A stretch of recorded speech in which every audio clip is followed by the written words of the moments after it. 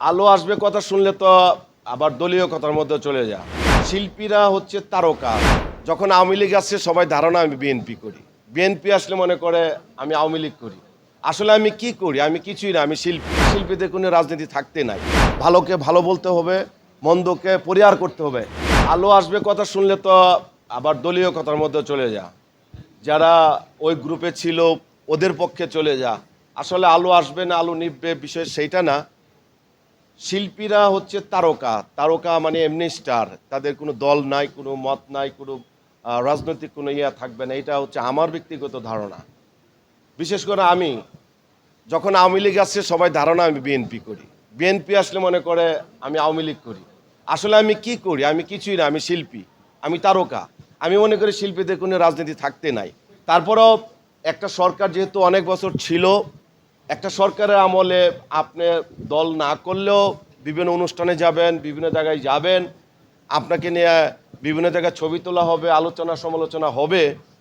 কিন্তু একটা হচ্ছে যে আমি দল করি, আমি দল থেকে সুবিধা নিচ্ছি, আমি কেন্দ্রীয় পর্যায়ে ছিলাম, আমি রাজনীতি করছি, এইটা একটা সাবজেক্ট। আরেকটা সাবজেক্ট হচ্ছে যে না, আমি শিল্পী, আমি সব দলকে সাপোর্ট করি।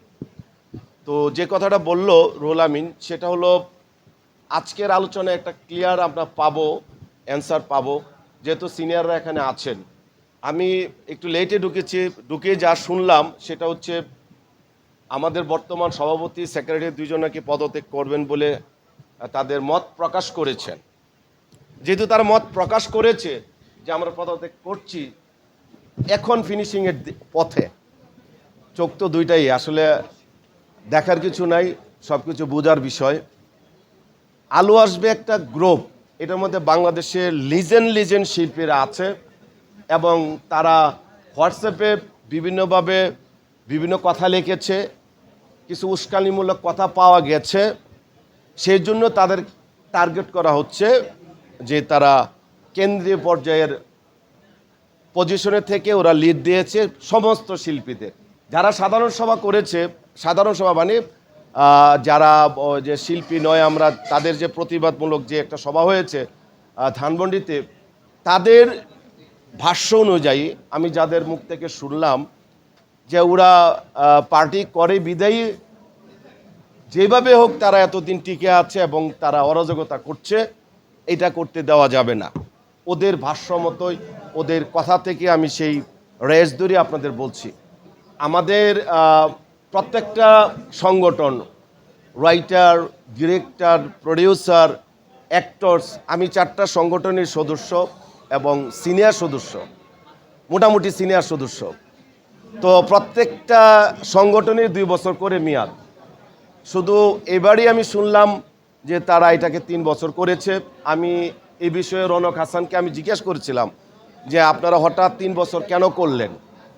উনি বল, হাসান ভাই 2 বছর পর পর খুব তাড়াতাড়ি হয়ে যায়, আমাদের ইচ্ছা থাকা সত্ত্বেও অনেক কিছু করতে পারছি না।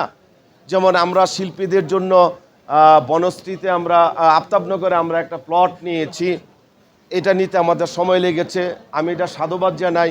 আমাদের অ্যাক্টর সিকিউরিটির আগে কেউ কোনো দিন এই ধরনের উদ্যোগ নেয়নি শিল্পীদের জন্য। ভালোকে ভালো বলতে হবে, মন্দকে পরিহার করতে হবে, এই পক্ষে আমি। যেহেতু তারা শিল্পীদের জন্য এটা করেছে এবং তারা আমাকে যুক্তি দিয়েছিল যে কিছু করতে হলে তো একটু সময় দিতে হবে, 2 বছর হুট করে চলে যায়, এই জন্য আমরা 3 বছর করেছি। আমি এইটা আর প্রতিবাদ করিনি, যেহেতু তারা পজিটিভলি দেখিয়েছে যে শিল্পীদের ওরা ভালো একটা পিকনিক করেছে। সংগঠনের সাথে যে কোনো মিটিংয়ে পাওয়া গেছে যারা এই কমিটিতে ছিল।